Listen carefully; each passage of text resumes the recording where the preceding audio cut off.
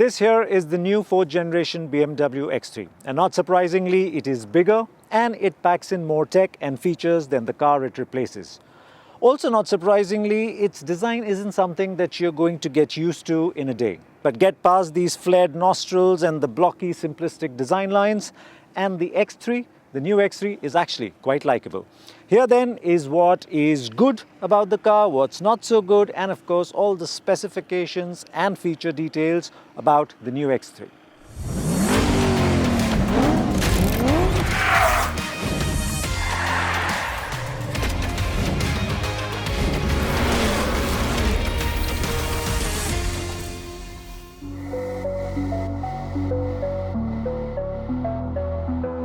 Now, unlike the exterior, there is a lot more to talk about the interiors on the X3. You will find that there is a lot of stuff that's been borrowed in terms of design and philosophy from the new 7 series and the new 5 series. You've got this curved display, you've got an interaction bar, unlike the sedans where the interaction bar runs all the way across. Here, I guess, to bring about that sort of utility function in a way, it only runs halfway through or a little more, so just to show the focus towards the driver in a sense.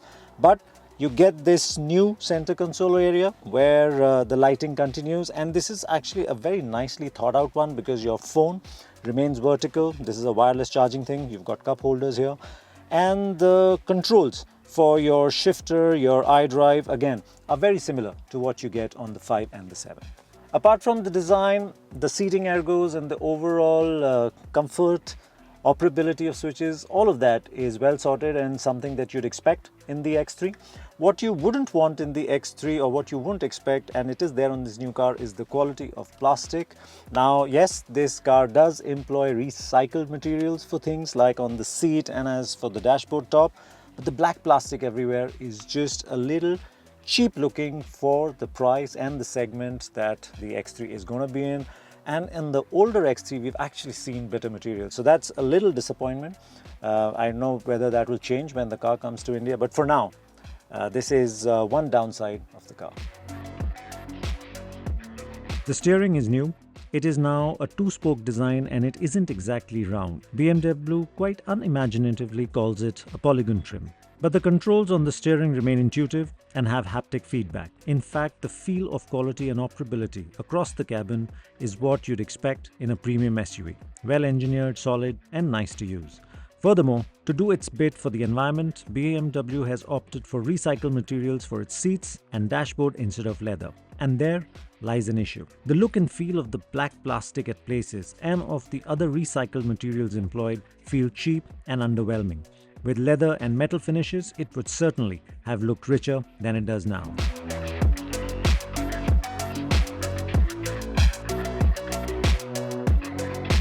The features list on the new X3 meanwhile is acceptable, if not outstanding. The curved screen and the interaction bar remain the highlights, but it also gets electrically powered front seats with memory, 3-zone climate control, automatic tailgate, and LED lighting with welcome and goodbye animations as standard. But then, many of these features were already available on the previous generation car. For the new car, BMW has also introduced a panoramic fixed glass roof, much like the 5 Series.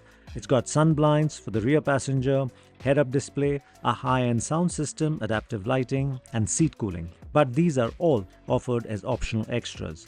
We hope that for the Indian market, many of these options will be offered as standard to up the new X3's want coefficient.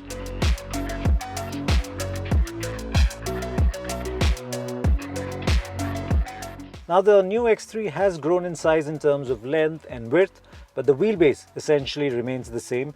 Not that you would mind it, because this is set to my driving position. I'm 5'8", and you can see that there is enough and more knee room for me.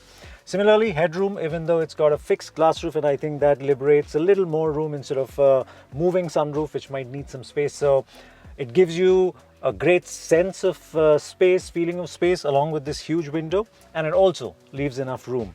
Seats themselves, at the back, the seat back is comfy, it's well contoured, so it holds you well in the place. Even the seat bottom is cushy enough. However, it is a little short and therefore thigh support is missing, so you'd have to put your feet under the front seat to actually get some sort of thigh support. You have an armrest with the cup holders, but that's about it. You don't have a blind here, you do not have seats that recline in any way, but it is a comfortable place to be.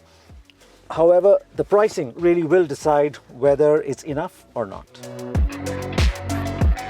The boot meanwhile has grown in size and is one of the more spacious ones in its class. Plus, the rear seats split and fold, adding flexibility, and the wide and tall boot opening makes it easy to pack in luggage of various shapes and sizes.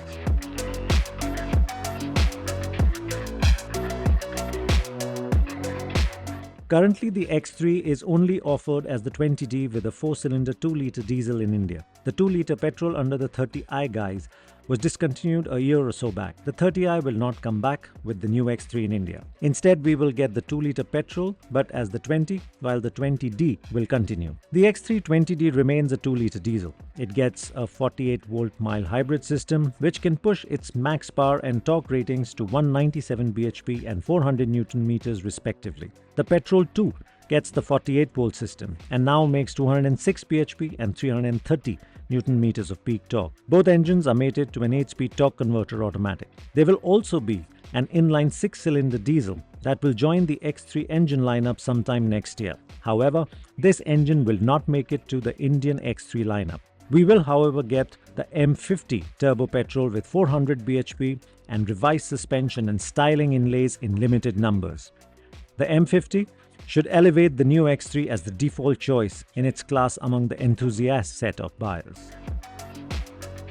We spent all our time behind the wheel of the X320 petrol.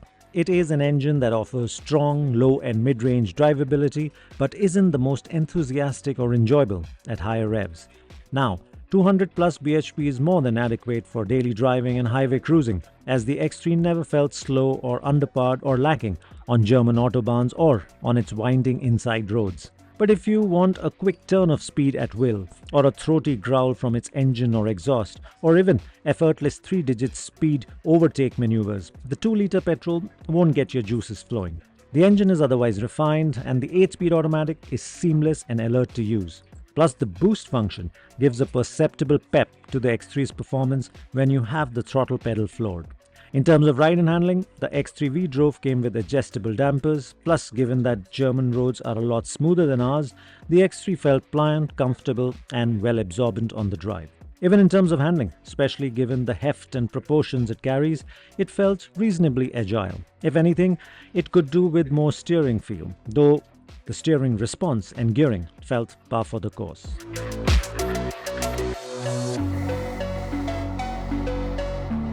And now regarding the launch details of the new BMW X3. The car will be launched in January as part of the Bharat Mobility Expo. It will come with 2 engine options, a petrol and a diesel. Now internationally, there will also be a 30D option that will be launched later in the new year, but that will not come to India because BMW feels that the X3 30D might actually eat into the X5 sales. That was the new BMW X3 for you. Do let us know in the comments what you think about the car. Do you like the design? And thank you so much for watching.